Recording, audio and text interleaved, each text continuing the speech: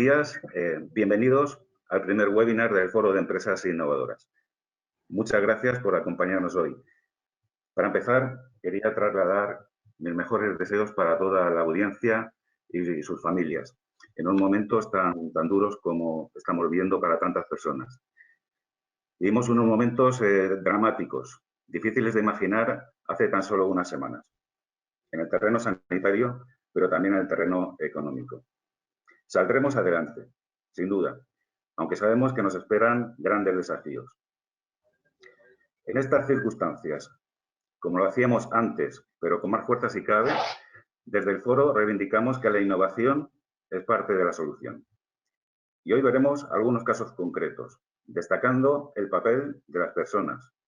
Y haremos, finalmente, algunas reflexiones con una perspectiva que mira más allá. Pero en un momento tan importante, no queríamos dejar de trasladar un mensaje institucional del que va a ser portavoz nuestro presidente fundador, Francisco Marín,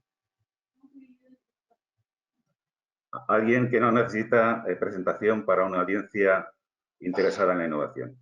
Muy buenos días, Paco, ¿cómo estás? Muchas gracias, Luis Fer. La verdad es que estoy encantado de estar aquí porque es una demostración de que la tecnología y la innovación nos sirve para casi todas las circunstancias. Y esta es una de ellas, poder dirigirnos a nuestras gentes, a la gente con la que hablamos, con las que elaboramos después de tantos años, por una vía tan innovadora como esta, a pesar de las circunstancias en las que estamos. O sea, gracias otra vez al buen uso de la tecnología y gracias a la innovación. Me toca hacer algo que es serio, la verdad es que es bastante serio, porque estamos en situaciones complicadas y queremos hacer este primer webinar, encabezarlo con una declaración formal del foro. Y voy a dar paso a esa declaración, diciendo que el Foro de Empresas Innovadoras se solidariza con todas las víctimas de la pandemia, sus familiares y sus amigos.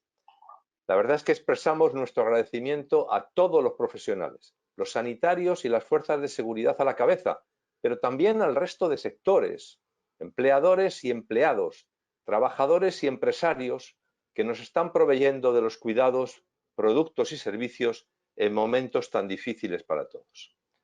Felicitamos a la ciudadanía por su ejemplar cumplimiento de las medidas tomadas y la animamos a seguir respetando en toda la medida el seguimiento de las decisiones que apruebe el Parlamento para superar la pandemia, relanzar la economía y recuperar la tan deseada normalidad. Pedimos a todas las fuerzas políticas y agentes sociales que se esfuercen en alcanzar un gran pacto nacional para que una vez que se venza la crisis sanitaria nos pongamos todos a relanzar nuestra economía y a fortalecer la cohesión social. Y desde el Foro de Empresas Innovadoras nos ofrecemos a todas las instituciones para que usen el potente capital de conocimiento que atesora el FEI en el diseño de aquellas medidas y actuaciones pertinentes.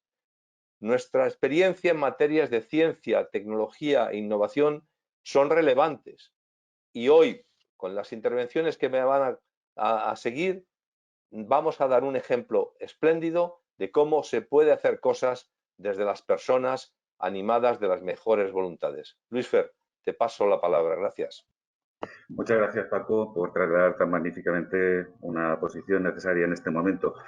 A ver, quizá parte de la audiencia no esté familiarizada con lo que es el foro y quería empezar por ahí, por presentarnos, diciendo que el foro somos esencialmente un grupo de profesionales que queremos contribuir a que la innovación ocupe el lugar que merece en la sociedad española.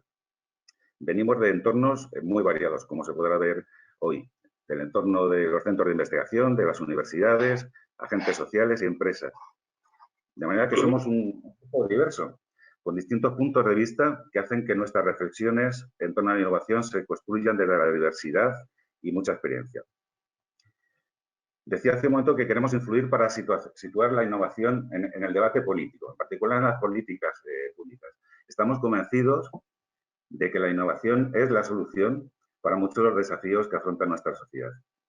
Por ejemplo, me atrevería a afirmar que los retos de la humanidad en materia de sostenibilidad no se pueden abordar si no es utilizando como herramienta la innovación, o que la competitividad necesaria en nuestras empresas se debe fundamentar en esta actividad innovadora.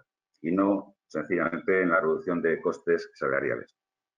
La manera de hacer innovación ha cambiado en el tiempo. El paradigma de nuestra época es quizá la innovación abierta. La idea de que no innovamos solos, que construimos sobre el conocimiento que han generado otros y que aunando capacidades llegamos mucho más lejos. La emergencia sanitaria que vivimos ha generado multitud de problemas. Algunas de ellas tienen que ver con la escasez de equipamiento sanitario. Los numerosos casos de solidaridad, de voluntariado, de colaboración para resolver estos problemas nos muestran que de esta crisis también emergen cosas buenas. Yo tengo muchas razones para estar orgulloso de mis compañeros del foro, pero estos días mi admiración se multiplica al ver a tantos de ellos en la primera línea, liderando y aportando desde sus diferentes ámbitos profesionales. Hoy nos acompañan 3 de esos héroes que van a compartir con nosotros sus experiencias. Estoy seguro de que la audiencia se va a sorprender y lo van a disfrutar.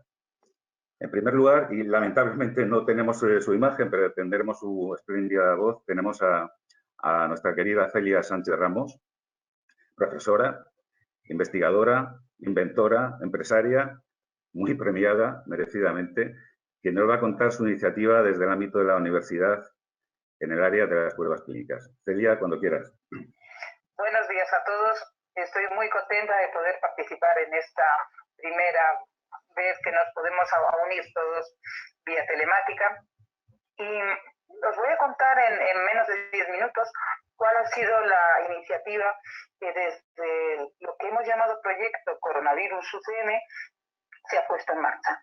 Veréis, al día siguiente de cerrar las universidades, en marzo, a principios de marzo, ahora 5 semanas aproximadamente, va a ser enseguida, por iniciativa del profesor y amigo y compañero José María Bautista, catedrático de Bioquímica, nos puso en contacto a algunos coordinadores de la plataforma de investigadores UCM y nos contó que podríamos intentar eso, innovar.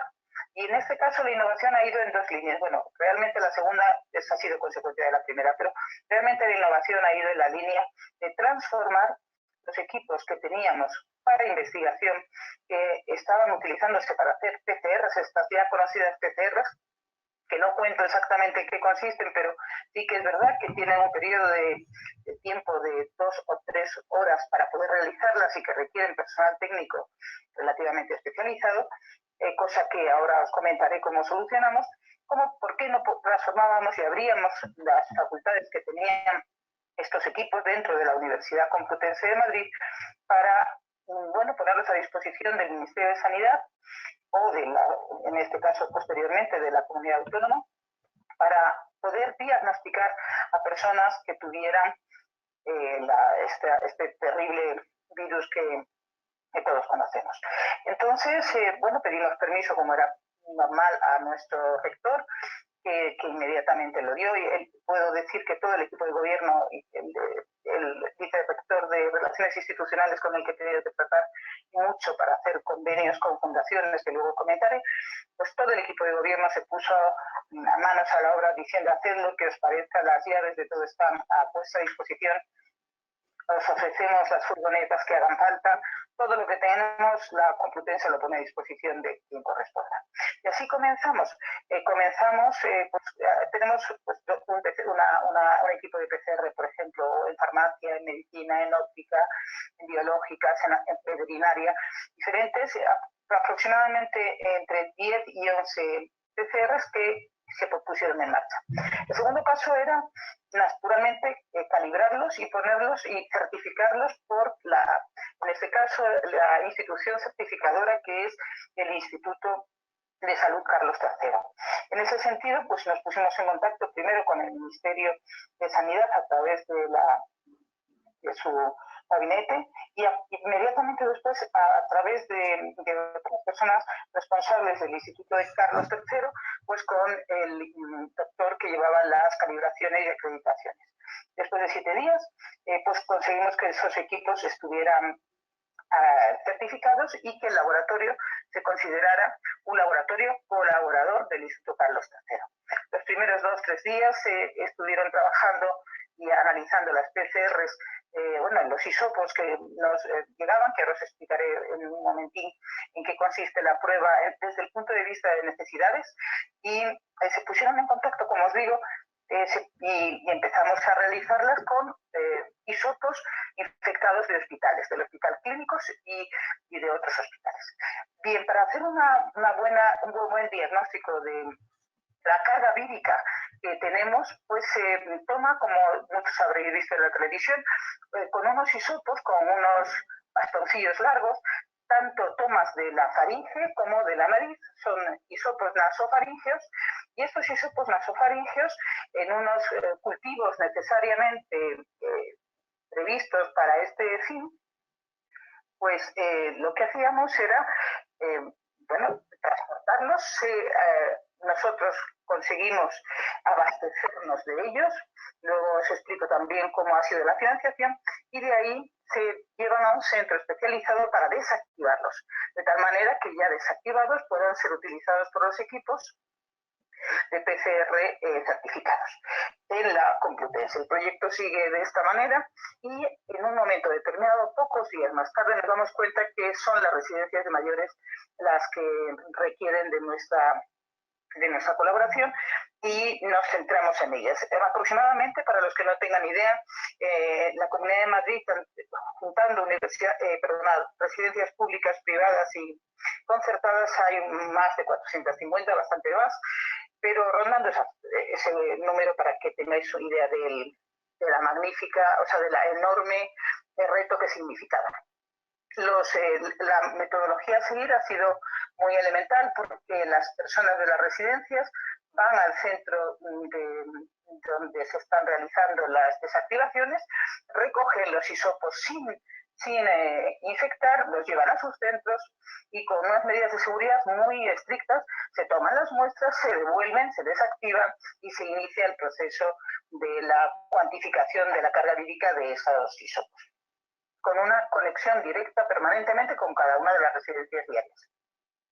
Para que os hagáis una idea, en segundo lugar se requiere la extracción del ARN del hisopo, es decir, bueno, no os cuento la parte técnica, pero para que tengáis una idea, simplemente decir que los humanos todos sabemos que tenemos ADN, pero sin embargo estos elementos, los virus, tienen ARN y en este caso, y tenemos que transformarlo en ADN para que pueda ser identificado por el equipo técnico. Eso conlleva una serie de reactivos, por cierto, de un alto valor económico que se tiene que utilizar, e inmediatamente y por último se utilizan los test de PCR que son los entrega el propio ministerio o la comunidad autónoma. Así acabaría el proceso, pero nos faltan los técnicos, ya tenemos los equipos, tenemos todo, pero nos faltaron los técnicos. Abrimos una simple formulario Google, se hizo pasar a la comunidad científica de la Complutense y el número increíble de voluntarios que explicitaban todos sus datos, la experiencia que habían tenido, para que os hagáis una idea de que esta es una técnica que se utiliza en biología, en anatomía, en cualquiera de las áreas de conocimiento que requieren este tipo de estudios, pues fue de nada menos que 9.000 voluntarios que se ofrecían. De ellos, naturalmente, se eligieron los que tenían mayor experiencia para ponerse a trabajar inmediatamente, porque el tiempo, entendimos desde el minuto cero que era fundamental. En segunda instancia, nos encontramos con la segunda línea de trabajo que fue también muy importante, que correspondía a los déficits que había en aquel momento y que sigue existiendo de material higiénico, de limpieza y desde luego de material de los EPIs, de los equipamientos de protección individual en las residencias, tanto para residentes como para personal. Y ahí empezamos una campaña paralela donde en otro formulario Google, que por favor os digo que si alguien conoce residencias que requieran nuestra aportación, pues simplemente tienen que apuntarse y dar los datos y nos ponemos en contacto diario con ellos. Pues allí les abastecemos. En este momento estaba preparando números para deciros, pues hemos abastecido semanalmente, a 48 residencias, creo que a día de hoy, y con una cuantía muy elevada, tanto en cualquier tipo de equipamiento sanitario como de detergentes, lejía, jabones de todo orden, elementos para limpiar a los mayores. Pero aquí no acaba la cosa, porque todo esto necesitaba una financiación económica y la generosidad de las fundaciones. En particular quiero nombrar la Fundación Ciudad de Requena porque fue la primera en apostar por el proyecto Coronavirus UCM, pues dijo, bueno, nosotros podemos hacer una donación de entre 50 y 100.000 euros y a partir de ahí empezar a caminar. Eso fue determinante porque de esa manera otras fundaciones se pusieron en contacto con nosotros para decirnos, oye, esto ya está funcionando, lleváis 2 semanas, 3 semanas, queremos hacer una aportación. Una de ellas, concretamente la del profesor Uría, pues hizo una convocatoria pública donde nos presentamos y obtuvimos una posición, la primera posición, con una dotación también de 50.000 euros y otras aportaciones que ha habido no solo de personas, sino de fundaciones o instituciones.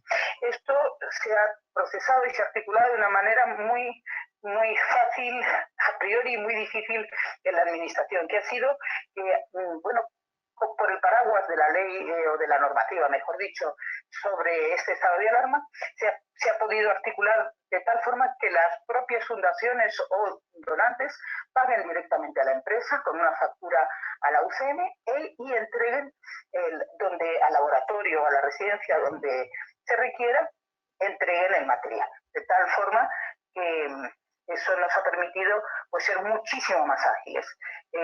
Las facturas se pagan directamente, se les manda una copia, nos manda una copia el pagador, se manda una copia al distribuidor y antes generalmente o inmediatamente después tienen el resguardo. Es decir, tenemos tres puntos que quisiera resumir. La transformación de equipos desde esas PCRs cuantitativas que nos indican la carga vírica, desde equipos de investigación que han sido utilizados en los últimos 15 años a equipos de diagnóstico, la implicación en el abastecimiento de residencias de mayores en las 2 líneas que os explico, tanto de protección individual como de higiene de la propia residencia o de los mayores, y por último, cómo articular la financiación que nos permitiera en 5 semanas poder hacer, tengo aquí escrito, a la semana hacemos aproximadamente 5.000 pruebas y atendemos a 10.000 mayores en las residencias de la Comunidad de Madrid. Último dato. Hemos abierto un correo electrónico que se denomina ucmcoronavirus@gmail.com. Lo repito, UCM de Universidad Complutense de Madrid, coronavirus@gmail.com, para que todas las dudas que tengáis, todo lo que nos queráis contar, si alguien cree que alguna residencia necesita nuestro apoyo, estamos a su servicio, y si alguien quiere hacer una donación o una fundación, pues estamos también a su servicio. Y insistir en que la unión hace la fuerza, que la situación, como bien decían mis compañeros, es muy crítica y que hay que estar todos unidos y trabajar en el mismo sentido. Y con esto acabo. Muchas gracias, Celia. Enhorabuena. Una experiencia realmente espléndida en la que va más allá, digamos, del deber en tu ámbito profesional directo para realmente abrir camino y apoyar allá donde podéis. Enhorabuena y animar, bueno, a esas contribuciones por la vía que nos has indicado. El segundo compañero que va a intervenir ahora, convenientemente, es Ezequiel Navarro, CEO del Grupo Premo. Bueno, no sé si la audiencia está familiarizada con la empresa, pero es muy posible que en la mitad de los hogares de las personas que nos están oyendo haya tecnología, haya un producto de Grupo Premo, y si son capaces de encontrar la llave del coche, ¿no? Hasta estas alturas de conocimiento de ahí estaría bueno. Ezequiel es ingeniero, es emprendedor y ejecutivo de los de verdad, de los que ponen el conocimiento a trabajar para resolver problemas con una entrega y eficacia difícil de igualar. Tengo el privilegio de colaborar con él, además en el Foro de Empresas Innovadoras en Ametic, que es ahí donde se ha incubado la experiencia que nos va a describir. Cuando quieras, Ezequiel. Buenos días, muchas gracias, Luisfer. Buenos días a todos los compañeros de FE y a los que os habéis unido, que no sois compañeros. Os invitamos a que lo seáis pronto. 103 personas escuchando. Todo mi respeto para todos aquellos que estáis motivados e implicados por la innovación, porque un país con tecnología y con industria, un país con soberanía y con capacidad y con riqueza. Y me habéis pedido que cuente una historia de David contra Goliat, una historia de innovación que para nosotros siempre consiste en tener claro un reto, un desafío, y como nosotros trabajamos en la innovación industrial, tiene que estar claramente conectado con una necesidad. Nosotros tenemos muchísimas propuestas de innovación dentro de la compañía, pero solo ponemos en marcha aquellas que están relacionadas con una necesidad de mercado. En este caso, la necesidad venía absolutamente dada por la crisis y todo empezó. Bueno, voy a empezar primero por contaros que hoy en el Confidencial ha salido que Tesla, los respiradores que ha mandado fuera de España eran los únicos que han mandado fuera de Estados Unidos han sido a IFEMA, 40, y me parece que a Burgos, a un hospital de Burgos también han mandado unos cuantos. Esos son 50 o 60 respiradores, es fantástico y le damos mucho las gracias a Tesla. Pero tenemos una compañía de motores que todos conocéis que se llama Hersil y que ha pasado de fabricar 10 respiradores a 100 respiradores. Al día, al día. Entonces, esta es una historia sobre todo de mérito de ellos, de tener un producto desde hace años, de ser una empresa, una pyme con un 50 o 60 personas en la compañía, con una facturación de 5 o 6 millones de euros, una pyme del sector médico con procedimientos homologados por la agencia del medicamento y una compañía que de repente, pues en 3 semanas se tiene que poner a multiplicar por 10 su producción. Dentro de Ametic identificamos que teníamos que ayudar, evidentemente, pero teníamos que ayudar a hacer una autopista de un sendero que ya estuviera transitado, que los proyectos que estaban relacionados con invenciones no serían proyectos que pudieran correr rápido para entregar respiradores de manera segura para los pacientes que estaban intubados y sedados en la UCI, sino que podían hacer cosas más o menos auxiliares, pero nunca podrían ser de plena garantía. Y también entendíamos que si fabricar un smartphone o fabricar un teléfono o un coche es muy complejo, pero sale uno cada 5 minutos, no podía ser distinto si se ponían los recursos adecuados, la experiencia adecuada en fabricar respiradores. Lo que nos pidió Metic, una vez que habló con la Secretaría de Estado de Industria, es que alguien se encargara de coordinar las capacidades que teníamos en Ametic, que hablara con el equipo de Hersil, que tenía un producto magnífico, y que empezáramos a identificar cuáles eran los limitantes, ¿no? Cuáles eran los cuellos de botella. De manera que, salvados los cuellos de botella que están relacionados con los esquemas mentales, porque evidentemente el cambio de paradigma era tremendo para el equipo, pues identificamos que había capacidades, tres grupos de capacidades. Las más importantes para ellos era el ensamblaje y la verificación, porque ellos tenían que garantizar que el producto funcionaba bien. La siguiente era el aprovisionamiento internacional de productos críticos y la siguiente era poder conseguir que había una serie de elementos que consumían muchos recursos productivos y que había que escalar, pues que hubiera los partners adecuados para hacer eso. En ese camino, y estoy hablando en 12 horas, pues nos llegaron a Málaga una caja con los 5 o 6, ni siquiera los planos, los 5 o 6 componentes que no podían conseguir. Se identificó rápidamente, había una fuente de alimentación que una empresa de Ametic que ha resuelto, y que el grupo Fagor Electrónica. Había una válvula de una dificultad enorme, de una electroválvula progresiva de control lineal que tiene una dificultad enorme de aprovisionamiento internacional. Se trabajó siempre en todos los componentes críticos, siempre, tanto en automóvil como en otras industrias, se trabaja siempre para tener alternativas. Eso es lo que hicimos aquí, trabajar para lo mejor, pero estar preparado para lo peor.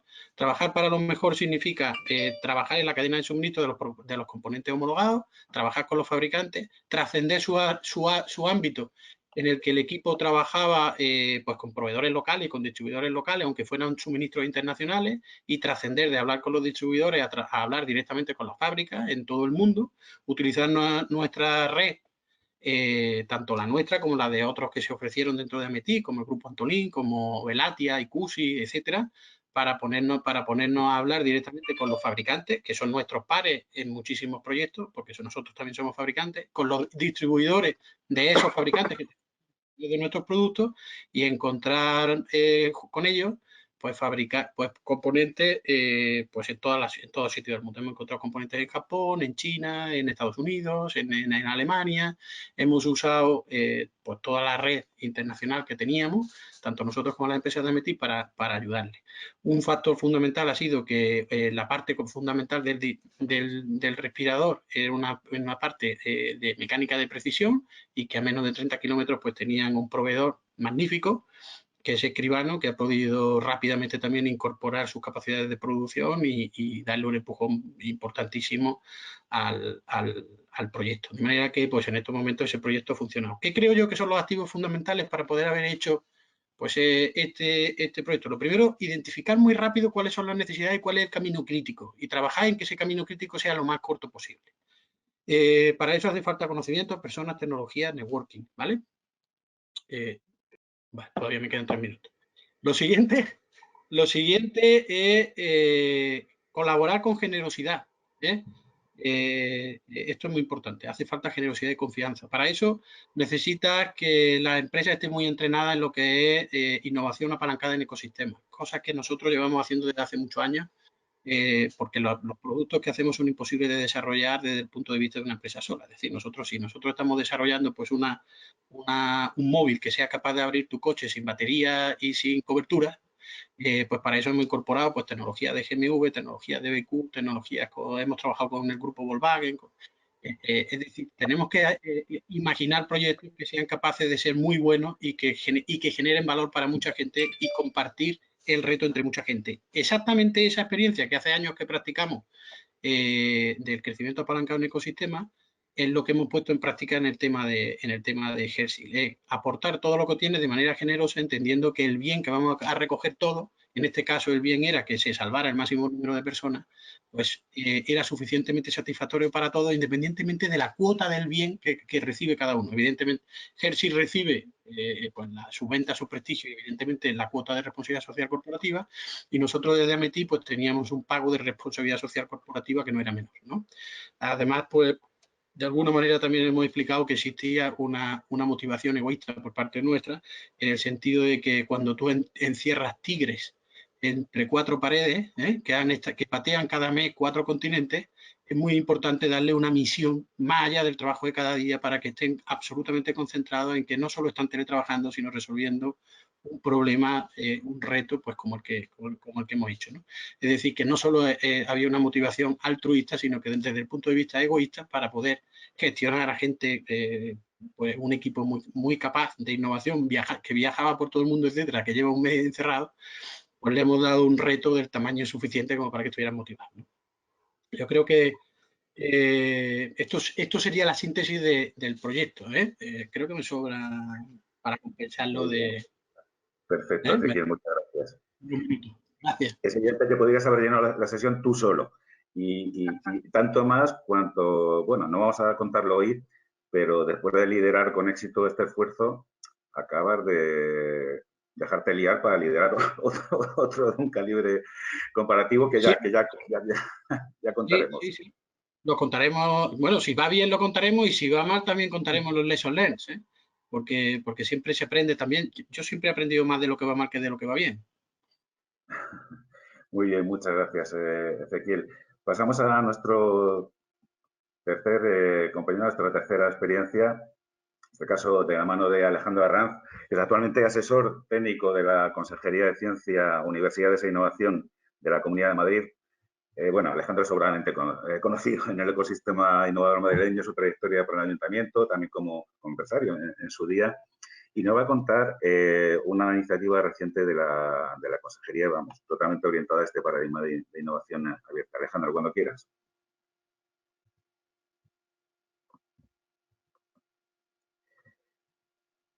Alejandro, nos falta el sonido. Bueno, te voy a habilitar.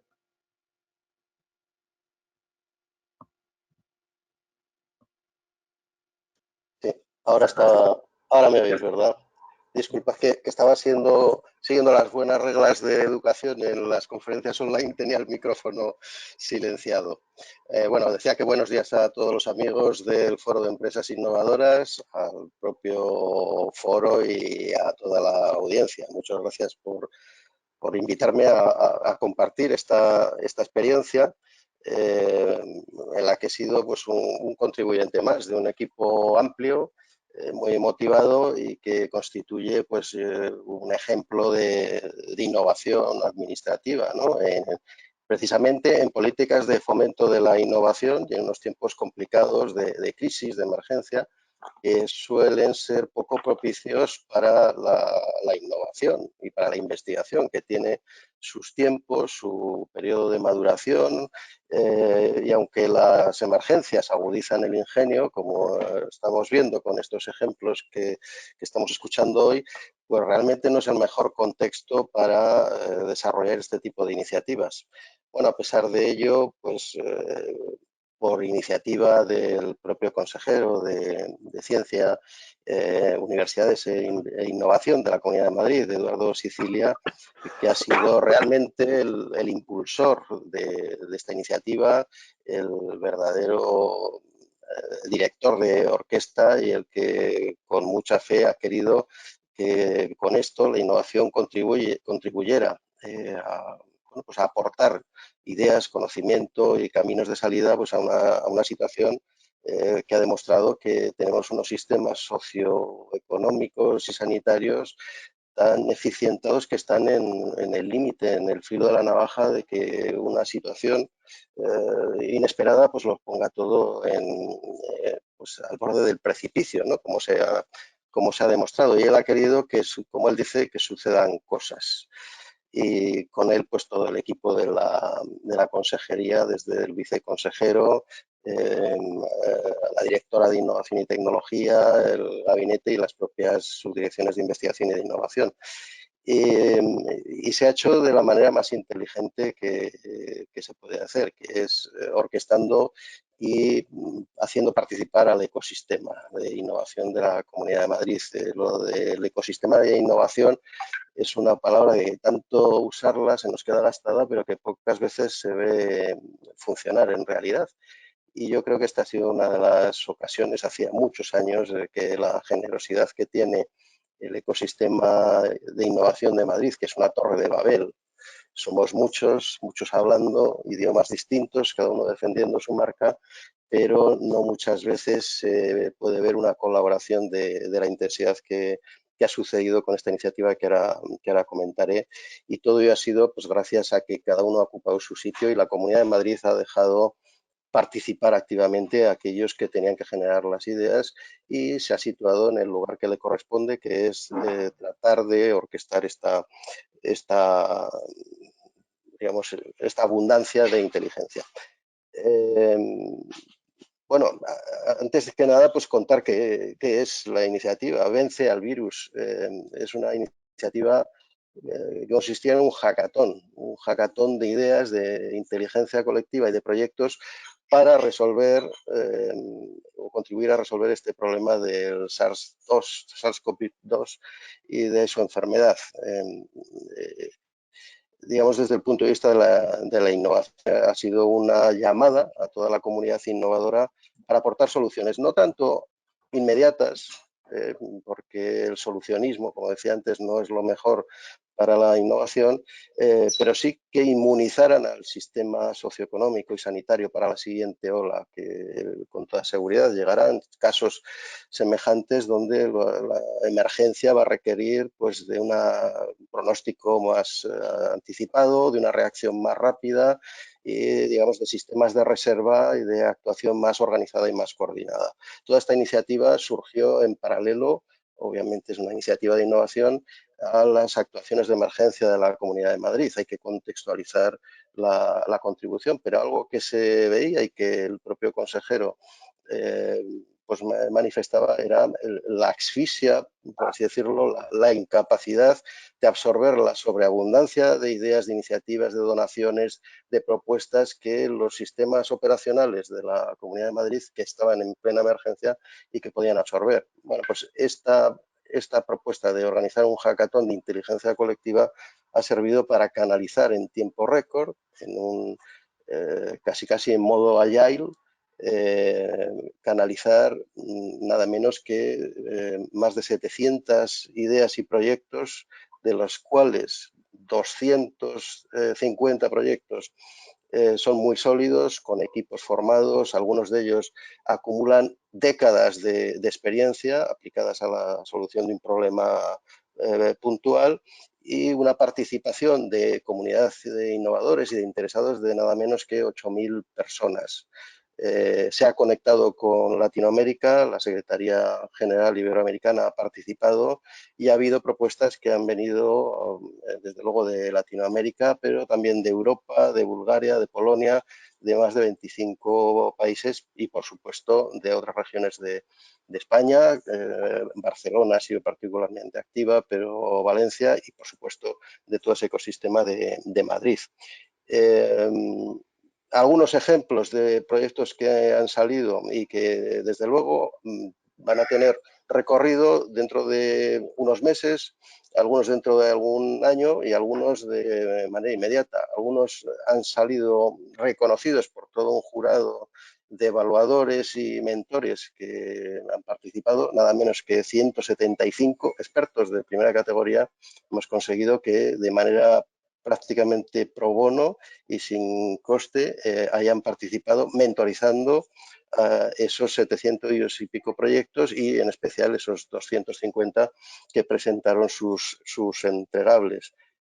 Algunos proyectos, pues uno que me parece particularmente valioso porque ha puesto en la cúspide esos 30 años de experiencia de una persona, de un investigador de CIEMAT, de Benigno, que a base de fotónica pues tiene una propuesta que en 3 meses puede desarrollar su prototipo funcional para destruir a través de fotónica superficies, el virus, el SARS-CoV-2 a través de la fotónica en superficies o en ambientes de recintos hospitalarios o centros de mayores, simplemente aplicando la experiencia de servicios que había prestado en Biblioteca Nacional, pues descontaminando incunables que obviamente no pueden sufrir métodos intrusivos.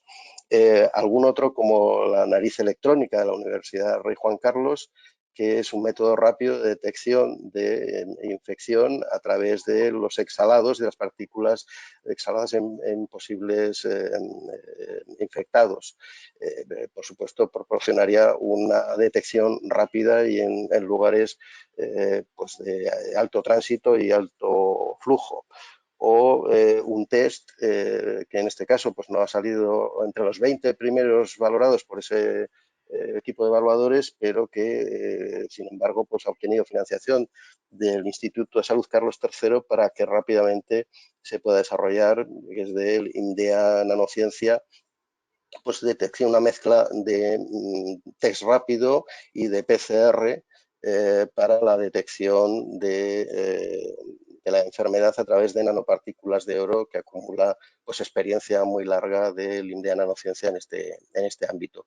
Son algunos ejemplos. En las profundidades de esos 200 y pico proyectos, más de un centenar largo, son muy valiosos, hay que trabajar con ellos, se está trabajando con ellos, con la comunidad de empresas innovadoras. Muchas empresas del Foro de Empresas Innovadoras han participado y han colaborado, Airbus, IBM, Merck, no me quiero dejar ninguna, pero además han añadido pues otras como el Banco Bilbao Vizcaya, el Banco de Santander, y multitud de grandes compañías que están deseando aportar y traccionar, digamos, estos proyectos de tecnología y de innovación que contribuyan a inmunizar a la sociedad. Todo esto ha sido en tiempo récord, nada menos que en 3 semanas, una de ideación y 2 de auténtico descenso cuesta abajo por un frenesí para entre muy pocas personas y un grupo muy cualificado de colaboradores, Media Prado, Impact Hub, la agrupación empresarial MIDE, INDEA Software, que ha puesto la tecnología en el centro de toda esta iniciativa, que ha sido absolutamente online, ni un solo paso en la calle. Y ha puesto de manifiesto pues, que la administración, cuando puede y cuando se puede librar del peso enorme del procedimiento y del procedimiento que no aporta valor, sino simplemente retardo, es capaz de dialogar con la sociedad y de poner cartera de ideas y de proyectos útiles en tiempo récord. No estamos en una sociedad que pueda tardar un año en no aportar casi nada y dejarse por el camino toda la inteligencia. Bueno, pues esto ha demostrado una manera de hacer las cosas. Muchas gracias, Alejandro. Bueno, una primera enseñanza que acabas de decir, en determinadas circunstancias también la administración puede ser ágil, ¿no? Una demostración. Nos has contado que parte de esos hackatones fueron en fin de semana, que tienes otra manera diferente de organizar el tiempo antes libre, ¿no? Muchas gracias por tu experiencia. A ver, quería hacer notar a la audiencia que hay la posibilidad de hacer algunas preguntas. No nos va a sobrar mucho tiempo, a decir verdad, pero pueden hacerlo a través de un mecanismo que hay en el panel de control. Pone preguntas, ahí pueden circular por escrito una pregunta concisa y concreta que intentáramos introducir al panel en el tramo ya final de este webinar. Bueno, de toda esta experiencia convulsa que estamos viviendo, yo creo que para la sociedad van a quedar claramente algunas conclusiones. Para empezar, para mí es evidente que el papel de la ciencia y la tecnología va a salir mucho más valorado de lo que estaba antes. La sociedad española ha tenido un buen concepto de la innovación, claramente. Creo que va a salir aún más reforzado. Y otra segunda idea es la importancia de tener una industria. Es decir, mucha de esta precariedad que estamos viviendo pues se deriva de una tendencia exterior tal vez excesiva. Es momento de empezar a establecer esas conclusiones y a mirar hacia el futuro. De manera que en este tramo final vamos a elevar un poquito la mirada pensando en el día después, que es algo que ya hemos empezado a hacer desde el foro, a reflexionar cómo debíamos orientar la necesaria recuperación de nuestro país. De manera que en este tramo final le voy a pedir a Paco Marín que de nuevo intervenga para compartir algunas de estas reflexiones. Paco, cuando quieras. Gracias. La verdad es que ha sido un placer escuchar a los tres ponentes porque nos dan tres visiones desde tres planos distintos, el plano universitario, el plano empresarial y el plano gubernamental. Y ese es un trípode en el que realmente nosotros siempre confiamos. Pero quiero decir que esto que está haciéndose de una manera espectacularmente oportuna y sobre todo como respuesta inmediata a la necesidad es la consecuencia de un trabajo que el foro viene haciendo desde hace muchos años y que en estos días antes de la crisis nos pillaba trabajando en cosas. Por ejemplo, estábamos trabajando de una manera muy estrecha con la Secretaría General de Innovación y con el Ministerio de Ciencia e Innovación en preparar una estrategia española de ciencia, tecnología e innovación para el periodo 21-27. Nos tocan 7 años, empezando el año que viene, de posibilidad de hacer las cosas mejor, de hacer las cosas distintas. El foro está aportando ideas, ha sido receptor de las propuestas de Teresa Riesgo y ha sido capaz de darle un feedback sobre lo que creemos. Estamos haciendo lo mismo en el mundo de Europa con el Horizon Europe que nos viene en los próximos 7 años. Estamos pensando en terrenos de emisiones. Tenemos algunos miembros del foro absolutamente involucrados en los boards de las misiones, Carmen Vela como un buen ejemplo de ello. Estamos siendo activos en el mundo de la reflexión sobre el impacto que tienen las nuevas tecnologías en el empleo del presente y sobre todo cuál debería ser la generación del conocimiento para las futuras generaciones. Este año recientemente hemos creado una cátedra en el seno de la Universidad Complutense de Madrid en el cual estudiamos, entre otras muchas cosas, cuál es el verdadero resultado, la evaluación de los resultados de las ayudas públicas para incentivar la innovación de las empresas españolas y una larga lista de asuntos más que no me puedo detener. Como consecuencia de este impacto del coronavirus nos hemos puesto, como ya ha dicho Luis Fer, nos hemos puesto a reflexionar junto con otros colegas del mundo catalán, particularmente el grupo INDI, Industria más Innovación, para lo que podrían ser las propuestas del futuro. Y ahí ya estamos trabajando y estamos comprometidos para que de alguna manera a final de este mes exista una lista de recomendaciones en el sentido de cómo debe ser cómo quisiéramos los miembros del foro que fuera una salida de esta crisis, basándonos en ideas claves como puede ser la apuesta por la democracia y el estilo de vida europeo, la apuesta por unas capacidades industriales e innovadoras propias dentro de un contexto macroeconómico que lo haga viable y además tenga como premisa el sostenimiento del estado del bienestar y la mejora de las condiciones de vida ciudadana.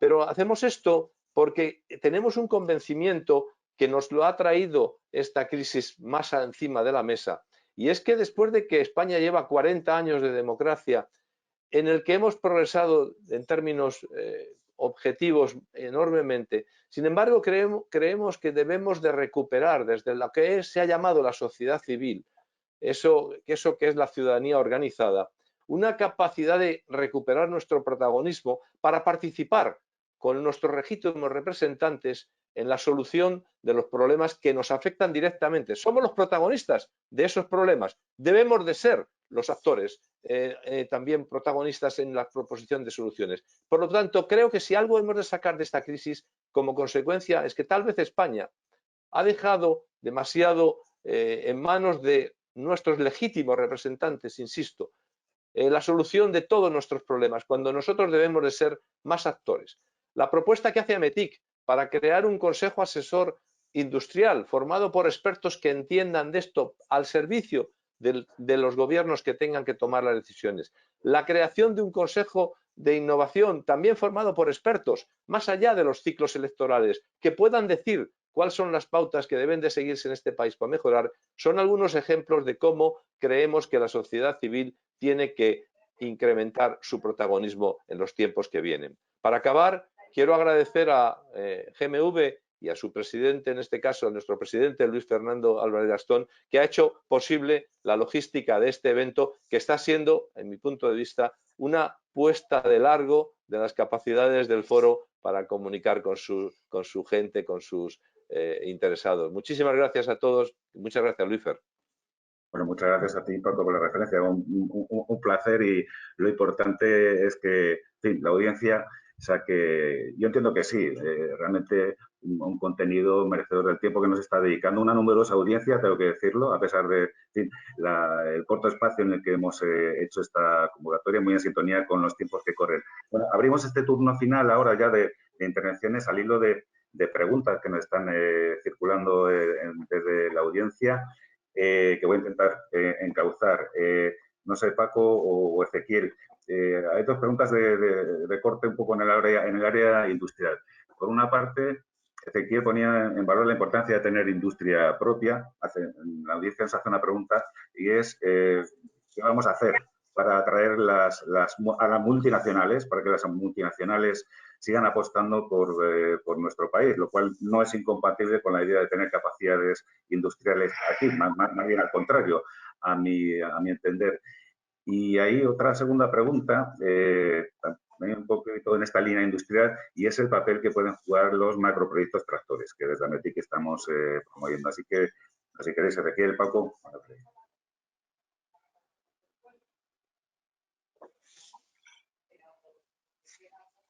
¿Sí? ¿Se me oye? Con la de la industria, yo diría que atraer las multinacionales es fantástico, pero ya tenemos las multinacionales aquí.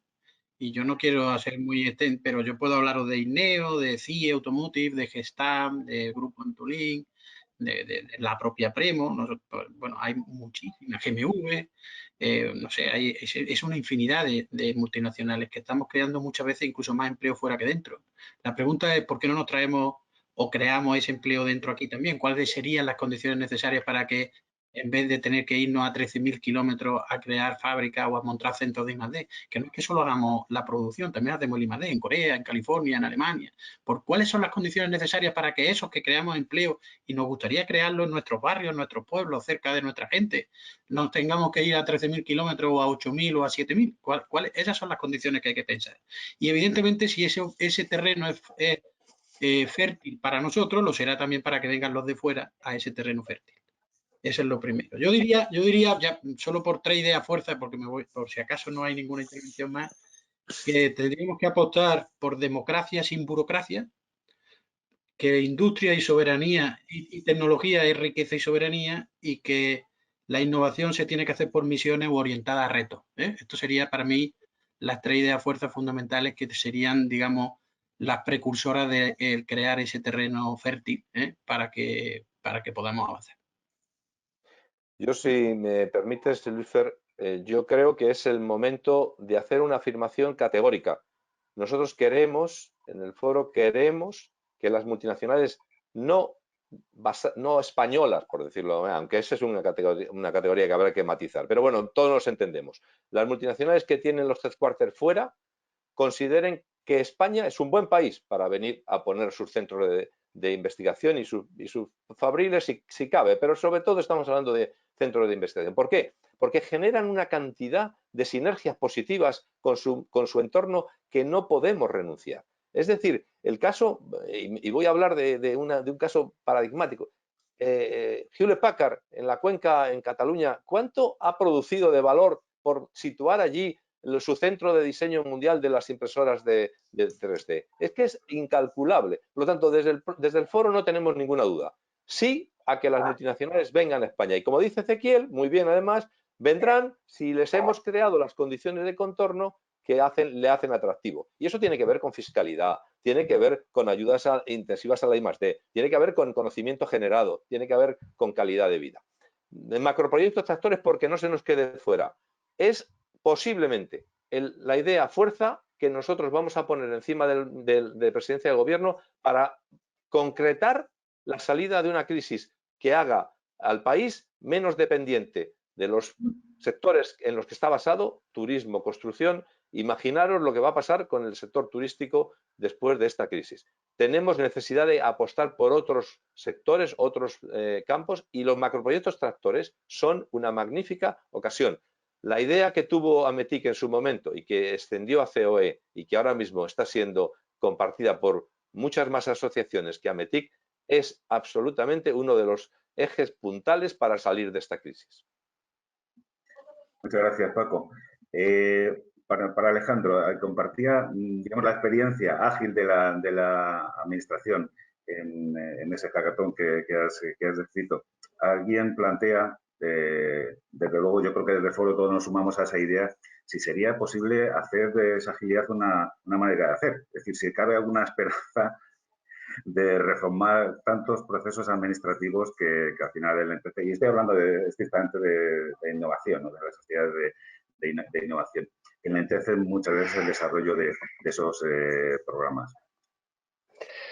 Bueno, pues la realidad ha demostrado que se puede hacer, pero tenemos un sistema jurídico tan garantista, en especial en lo administrativo, y tan clásico, tan antiguo y procedimental que es francamente difícil. El proceso que se ha seguido en sí no es muy distinto de cómo se organiza una convocatoria de ayudas. Lo que ocurre, como decía antes, que puede tardar un año entero y dejándote por el camino probablemente algunas de las mejores iniciativas, porque son procesos para gente con una paciencia infinita y un estómago y unos pulmones administrativos con una resistencia y una paciencia absolutamente increíbles, ¿no? Para aportar muy poca, en el fondo, muy poca garantía y muy poca utilidad final, ¿no? Para los proyectos. Desde luego, hay un camino. Bruselas,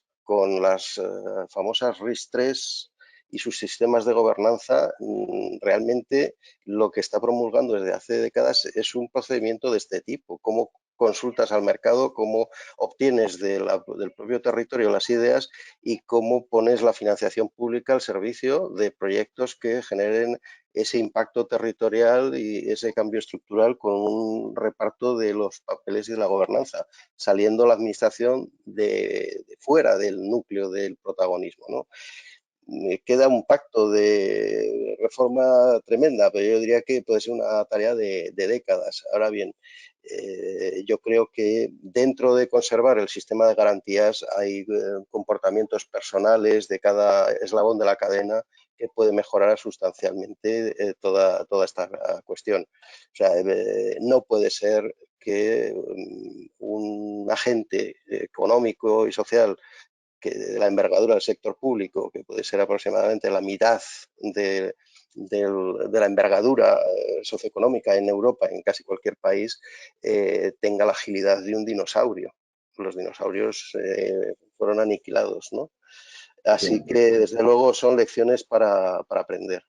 Probablemente se superponen los procedimientos y los comportamientos personales que, claro, se han desarrollado en ese contexto. ¿Cuál es el incentivo de un actor público en un momento dado para asumir los riesgos que supone bordear, digamos, esa normativa? Yo creo que desde el foro lo que proponemos es decir, no se trata de sortear el marco administrativo estricto que estamos viendo, sino cambiémoslo. Estamos en un país democrático, las leyes se pueden cambiar. Si esto no funciona, lo podemos cambiar, está en nuestra mano. No son las tablas de la ley ya definidas para siempre.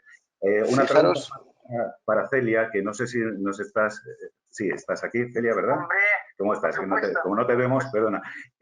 Una pregunta muy fácil, podría ser para cualquier miembro, pero alguien nos pregunta que cómo podíamos convencer a los responsables, a los grandes responsables, de que esto de la innovación es importante, que es al final de alguna de las prioridades de nuestro foro. Es decir, que los grandes decisores, antes se mencionaba el presidente del gobierno, hagan de la innovación una herramienta de construcción del país. Bueno, de eso de que la pregunta es fácil es en broma, supongo, porque llevamos intentándolo muchos años, muchas personas. Yo creo que solo desde luego hay que convencerlos. Lo último que has dicho en la última intervención tuya relativa y ligada a lo que había aportado antes tanto Alejandro como Ezequiel, en el caso del cambio de la normativa, en el caso de Alejandro es obvio que con esa normativa no se puede trabajar, pues hay que convencerlos con datos y con ejemplos como o estos que se acaban de mostrar aquí, que no son más que una pequeña representación de lo que España está haciendo y que la pena es que no pueda hacerse una diáspora de todo lo que de lo que acabamos de contar aquí a todo el resto de la nación española. Entonces yo creo que más que, pues como siempre, con el ejemplo, la única manera es ver que efectivamente la innovación es necesaria y urgente. Y en estas circunstancias más. Y yo creo que todo, bueno, me voy a permitir, si me permites, Luisfer, hacer una corrección, porque he hablado de la dirección de correo electrónico, tanto para que nos escriban los oyentes relativo a fundaciones que pudieran donar, como sobre todo a residencias que pudieran requerir nuestra ayuda, y el correo no lo he dicho exactamente bien. Debo decir que es UCM, o sea, Universidad Complutense de Madrid, pero sus siglas, ucmproyectocoronavirus@gmail.com. Pero ¿cómo es convencer que la innovación es un reto que realmente lleva a la posibilidad de crecimiento de un país? Es difícil, porque lo llevamos viendo muchos años, porque no está en la agenda, como hemos dicho muchas veces, de nuestros políticos, y yo creo que esta situación tan crítica puede ayudar a entender que es lo que hemos dicho, que la investigación unida a la innovación o viceversa puede volcar y dar un cambio radical. La industria en España tiene que ser potenciada multiplicándose como los respiradores de Ezequiel por 10 o por 100 o por lo que haga falta, y la implicación de todos es vital. Entonces aquí no sobra nadie, lo que hay que hacer es trabajar en la misma línea y a la cabeza de nuestros dirigentes.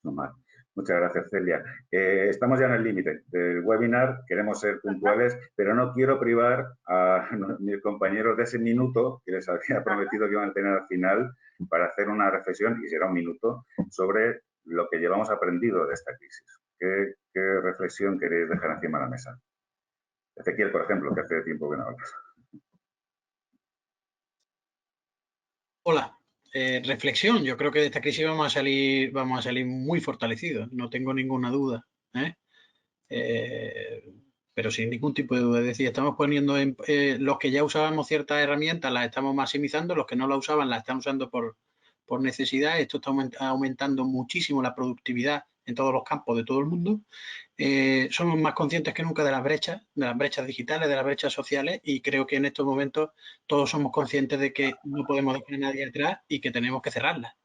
Y por tanto yo creo que evidentemente vamos a pasar un peaje relevante, pero de aquí vamos a salir muy fortalecidos, porque se han evidenciado las carencias que teníamos estratégicas y que nadábamos pues bastante desnudos, ¿no? Desde el punto de vista de industria, desde el punto de vista de tecnología, desde el punto de vista de socios. Nos han dejado países que creíamos que eran nuestros socios, pues nos han dejado bastante al lado y ahora somos conscientes de que hay cosas que uno tiene que tener, ¿eh?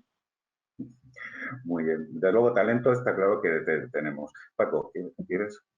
Sí, yo en esa línea lo que creo que vamos a salir es cargados de razón. O sea, las reivindicaciones, como dice Celia, no son nuevas.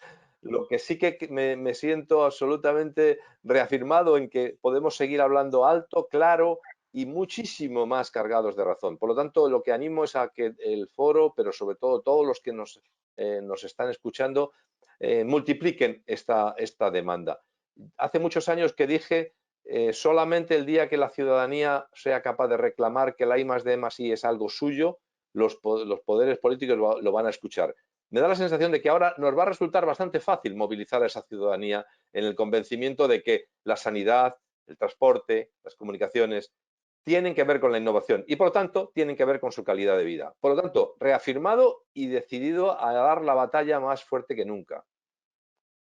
Gracias, Alejandro.